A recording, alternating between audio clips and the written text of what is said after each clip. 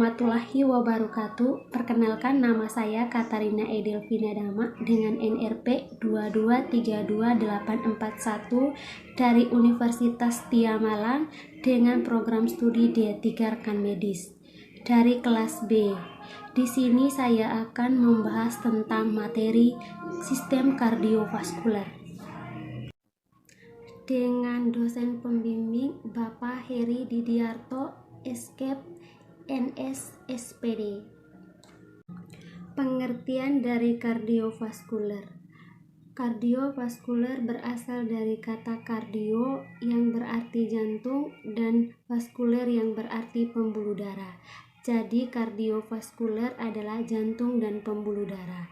Sistem kardiovaskuler adalah sistem yang bertugas menyuplai darah pada saluran jaringan tubuh untuk kepentingan metabolisme sel-sel serta menarik kembali ke jantung untuk melanjutkan dan membebaskan bahan sisa metabolisme. Fungsi jantung dalam sistem peredaran darah. Yang pertama, pengertian jantung. Jantung berasal dari bahasa Latin yang berarti cor, adalah sebuah organ tubuh manusia yang berongga serta berotot yang berperan dalam sistem peredaran darah manusia. Jantung mengendalikan seluruh kegiatan peredaran darah dengan melibatkan pembuluh darah sebagai salurannya. Jantung memompa darah ke seluruh tubuh lalu berkontraksi berirama dengan bentuk listrik jantung. Darah ingin dipompa ke seluruh tubuh. Anatomi fisiologi jantung. Organ muskular berongga berbentuk kerucut piramida terbalik, letak di dalam rongga toraks pada bagian mediastinium. Mediastinium adalah organ di antara paru-paru kanan dan kiri. Besar kepalan tangan, ukuran jantung panjang 12 cm, lebar 9 cm, berat 250-390 gram untuk laki-laki dewasa. Batas distrak pada sinistrum dextra, batas sinistrak pada intrakosta kelima. Fungsi jantung yang pertama, memompa darah ke seluruh tubuh dan menampungnya kembali setelah dibersihkan oleh paru-paru. Yang di dalam pembuluh darah ada 3, yaitu arteri, vena, dan kapiler. Arteri membawa darah dari jantung, vena membawa darah ke jantung, kapiler penghubung antara vena dan arteri. Yang selanjutnya adalah struktur dan bagian-bagian jantung. Jantung dibagi menjadi 4 bagian, yaitu serambi kanan atau atrium dextra, serambi kiri atau atrium sinistra, bilik kanan atau ventricle distract, bilik kiri atau ventricle sinistra. Oke, selanjutnya katup jantung. Katup jantung dibagi menjadi 4 bagian. Yang pertama itu katup tricuspidalis, berfungsi untuk mengatur aliran darah antara serambi kanan dan serambi bilik kiri kanan. Yang kedua, katup pulmonalis, berfungsi untuk dapat mengatur aliran darah dari bilik kanan ke arteri pulmonalis yang membawa darah ke paru-paru untuk mengambil oksigen.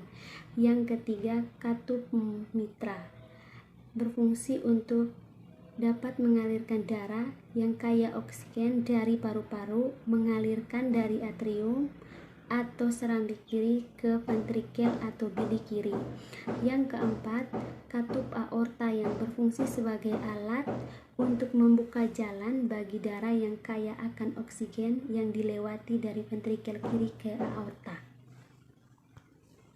Oke, yang selanjutnya sekat atau septum jantung dibagi menjadi 3 bagian. Yang pertama, septum atrium, yang kedua septum interventricularis, yang ketiga atrium ventricularis. Yang selanjutnya, struktur lapisan dinding dan otot jantung. Lapisan jantung dibagi menjadi 3 bagian. Yang pertama, lapisan epikardium, yang kedua lapisan miokardium, yang ketiga lapisan endokardium. Selanjutnya pembuluh darah, jantung, dan sistem sirkulasi. Yang pertama aorta. Aorta adalah arteri terbesar dalam tubuh manusia, bersumber dari ventrikel kiri jantung dan membawa darah berkaya oksigen kepada semua bagian tubuh dalam peredaran sistemik. Yang kedua aorta koroner, berfungsi menyediakan suplai darah dan oksigen untuk otot jantung. Yang ketiga arteri pulmonalis, fungsi dasar dari arteri pulmonalis adalah untuk membawa darah teardon oksigen, darah yang sedikit memiliki oksigen dan ventrikel kanan jantung ke paru-paru. Yang keempat vena pulmonalis adalah bentuk membawa darah kaya oksigen kembali ke jantung untuk kemudian diedarkan ke seluruh tubuh. Peredaran darah yang tersambung ke jantung ada dua, yaitu jantung dekstra dan jantung sinistra. Sistem peredaran darah manusia dibagi menjadi dua, yaitu peredaran darah panjang atau sistemik dan peredaran darah pendek atau pulmonal.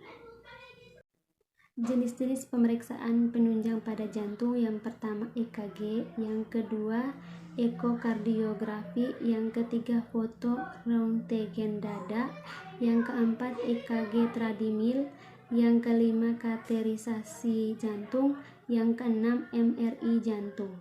Terima kasih.